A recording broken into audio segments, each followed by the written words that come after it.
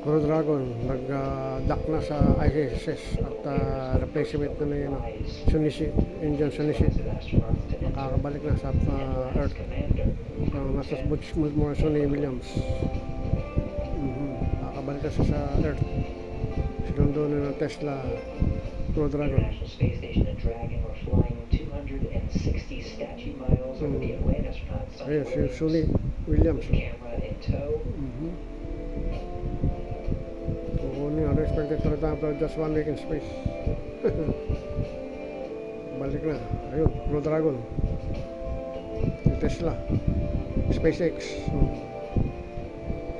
So, peace, thank you, Jesus could not bring them back. Ayun.